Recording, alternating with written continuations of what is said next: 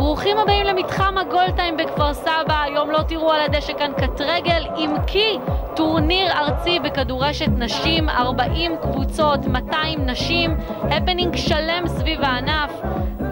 ואנחנו כמובן יוצאים לדרך. כפר סבא שמחה לארח בפעם השנייה אליפות ארצי בכדורשת לנשים. נרשמו בטורניר הזה כ-35 קבוצות, באו קבוצות מהצפון, מקצרין עד הדרום. במטרה להמשיך לקדם את התחום הספורט העממי, שאחד התחומים המובילים בידיעת כפר סבא.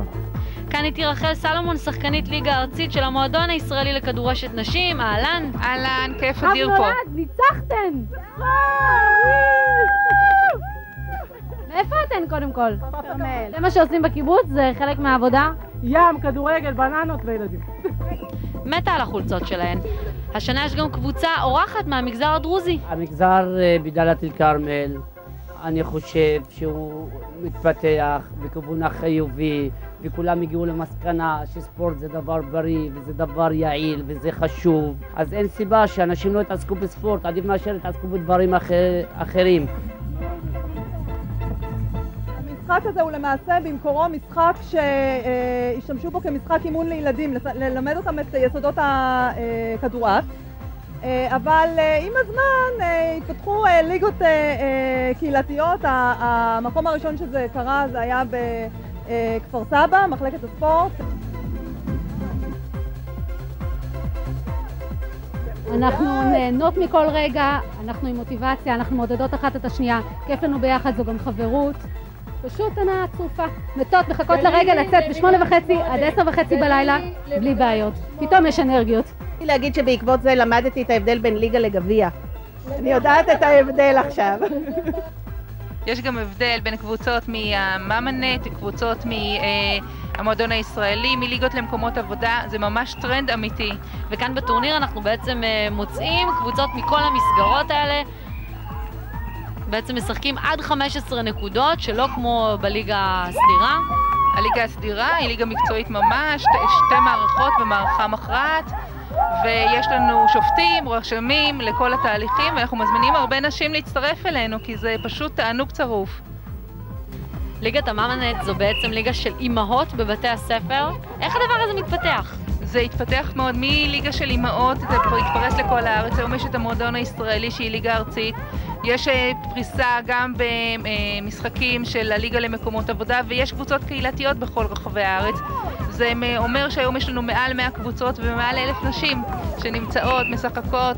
בכפר סבא, שהיא המוקד והיא המרכז והלב של כל ההתפתחות של הכדורשת, יש לנו את עיריית כפר סבא שפועלת בכל התחומים כדי לקדם את המשחק הזה. את רואה כאן את הגילאים של אנשים, זה 30 פלוס.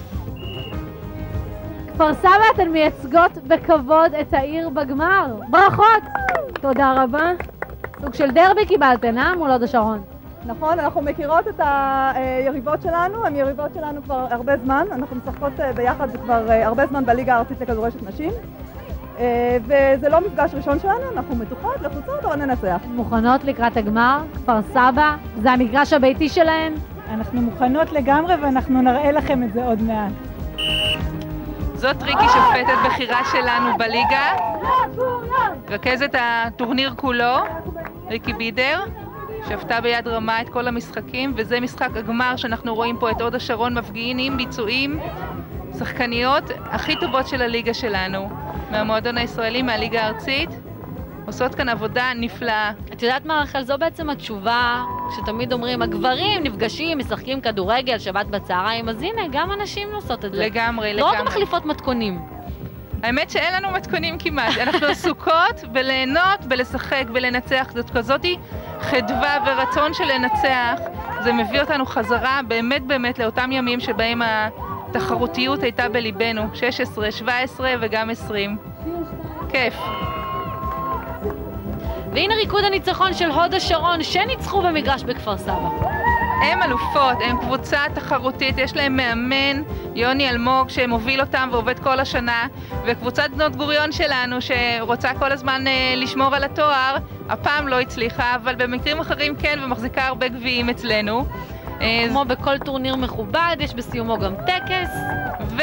ומדליות לקבוצות המקסימות, ותדעו לכם שיש כאן חברויות נפלאות ועבודות צוות. לומדים כאן על במשחק הזה באמת המון דברים על מה זה שיתוף פעולה, מה זה עבודת צוות, כי אי אפשר לנצח בלי עבודת צוות. גם הילדים יוצאים מבסוטים. אמא שלי חזרה הביתה עם מדליה וגביע. אמא שלי והילד גנב אותה. כמובן, הגביעים והמדליות ישר לילדים. תודה רבה לעיריית כפר סבא שמארגנת לנו את האירוע הקיצי הנפלא הזה כל שנה. כל הכבוד ליד השרון, השכנות שלנו פה קרוב. עבדתן קשה בשביל זה. נכון. אבל עשיתן כאילו זה נראה קל. נכון. חוגגים? אולי נצא לבית קפה, אבל החגיגה היא בפנים, ואין מאושרים מאיתנו, באמת. היה פשוט כל הכבוד לעיריית כפר סבא על הארגון, יופי של מיזם, שימשיכו ככה וחטח, באמת. היינו המון פעמים במעמד הזה. ליד, קרוב, כמעט. אבל היום זה הצליח. יפה מאוד.